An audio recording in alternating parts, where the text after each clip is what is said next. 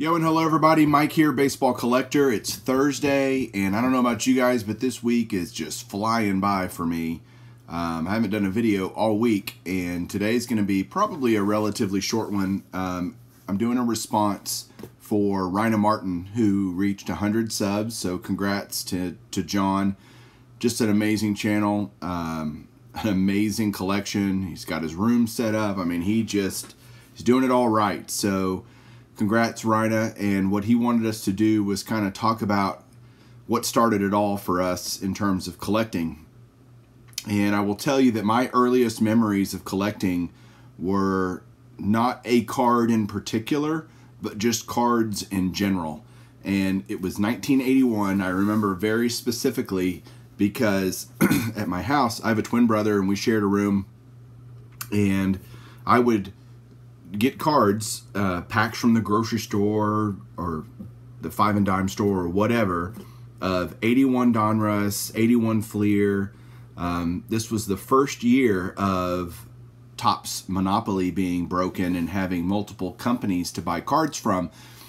And so it was like, wow, I just remember it. And I remember in my bedroom on the floor stacking cards and putting them in teams, and literally not even having 8 or 10 of any one team, and just thinking that was so cool. And I'd, line them down the floor and just like, wow, I've got 12 Blue Jays or whatever I would have, and that was a big deal. And rubber banding them and throwing them in a cardboard box. I mean, we had no idea about taking care of them back then. I've got a few 81s that I've picked up over the years since that I'll show off here just as examples. So this is a 81 Donruss best hitters: George Brett, Rod Carew, Jim Mint 10. I remember that card as a kid. The Tim Raines rookie from 81 Donruss. I've got that.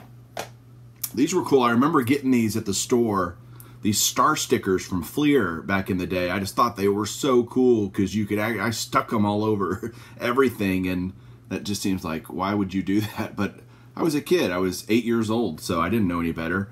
This is a Fergie Jenkins star sticker from 1981. I've got Topps, was, I don't remember if it was more expensive or not, but it feels like it was, because I don't feel like I had a ton of Topps cards in 81. Maybe Fleer and Donruss were slightly cheaper, and so my parents bought me more of those. My mom especially would buy them for me. And I just remember not having a lot of Topps cards, a lot of Fleer and Donruss. So there's a Yaz from 81, Mint 9. This guy was a big deal in 81, and a few years after, Fernando Valenzuela. That's his rookie card. Little Willie Stargell 1981 Topps in those butt ugly Pirates uniforms. That yellow just had to hurt your eyes. Another Tim Raines rookie. And I just remember, again, getting these as a kid. And then 82, 83, 84, those were all kind of my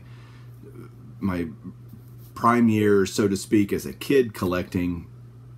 I was in the junk wax era, buying boxes all the times at Sam's and Score and Upper Deck and whatever. Almost every time we went to Sam's, I bought a box of cards because they were like $6 or $8 or something just crazy, stupid, inexpensive, relatively speaking.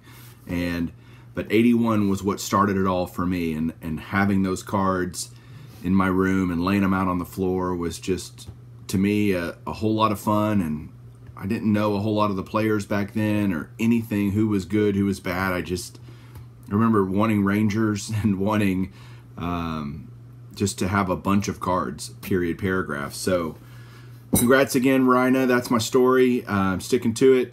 And don't forget, everybody, to tune in on Sunday night. Special guest for Beyond Cardboard will be Mike O. So he finally gets to get interviewed himself instead of being the interviewer all the time. So that'll be fun. Please join us. It'll be 7 o'clock Central, 8 o'clock Eastern on Sunday night. Look forward to seeing you then. Until then, maybe I'll do a video later this week when I get some more cards in. But for now, it's just been kind of dead around here, but in terms of mail.